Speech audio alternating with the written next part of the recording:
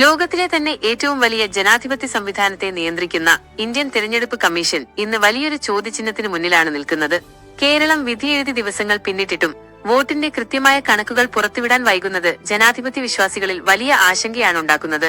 മുൻകാലങ്ങളിൽ വോട്ടെടുപ്പ് പൂർത്തിയായി മണിക്കൂറുകൾക്കുള്ളിൽ തന്നെ ഓരോ ബൂത്തിലെയും പോളിംഗ് ശതമാനം കൃത്യതയോടെ പുറത്തുവിട്ടിരുന്ന തിരഞ്ഞെടുപ്പ് കമ്മീഷൻ ഇന്ന് ഈ മെല്ലെപ്പോക്കിലൂടെ എന്ത് സന്ദേശമാണ് നൽകുന്നത്? സാങ്കേതിക വിദ്യ ഇത്രയേറെ പുരോഗമിച്ച കാലത്ത് 4 ദിവസമായിട്ടും കണക്കുകൾ ക്രോഡീകരിക്കാൻ കഴിയുന്നില്ല എന്നത് കേവലം ഒരു സാങ്കേതിക പിഴവാണെന്ന് വിശ്വസിക്കാൻ പ്രയാസമാണ്. നമ്മുടെ ചർച്ചകളിൽ വരാത്ത ചില നിർണായക കണക്കുകൾ കൂടി ഇവിടെയുണ്ട്. ശാരീരിക വെല്ലുവിളികൾ നേരിടുന്നവരും മുതിർന്ന പൗരന്മാരും വീട്ടിലിരുന്ന് രേഖപ്പെടുത്തിയ വോട്ടുകൾ, സർവീസ് വോട്ടുകൾ, പോസ്റ്റൽ ബാലറ്റുകൾ എന്നിവയുടെ കൃത്യമായ എണ്ണത്തെക്കുറിച്ച് ഇപ്പോഴും ദുരൂഹത തുടരുന്നു. വിജയപരാജയങ്ങളെ അട്ടിമറിക്കാൻ ശേഷിയുള്ള ഈ സൈലന്റ് മാർജിൻ എവിടെയാണ്? തിരഞ്ഞെടുപ്പ് പ്രക്രിയയുടെ സുതാര്യത ചോദ്യം ചെയ്യപ്പെടുന്നത് ഒരു ഭരണഘടനാ സ്ഥാപനത്തിന്റെ വിശ്വാസ്യതയെ തന്നെ ബാധിക്കുന്ന കാര്യമാണ്.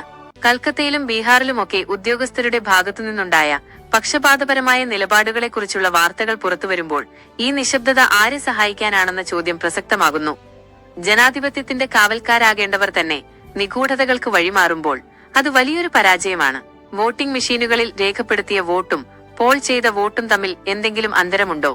സുതാര്യത നഷ്ടപ്പെട്ട ഈ സാഹചര്യത്തിൽ വരാനിരിക്കുന്ന ഫലം യഥാർത്ഥ ജനവിധി തന്നെയായിരിക്കുമോ? ഈ ഗൗരവകരമായ സാഹചര്യത്തെക്കുറിച്ച് നിങ്ങളുടെ അഭിപ്രായങ്ങളും ആശങ്കകളും കമന്റ് ബോക്സിൽ രേഖപ്പെടുത്തുക. കൃത്യമായ ഡാറ്റാധിഷ്ഠിത വിശകലനങ്ങൾക്കായി ദ ഹെറിറ്റേജ് ഫയൽസ് സബ്സ്ക്രൈബ് ചെയ്യുക.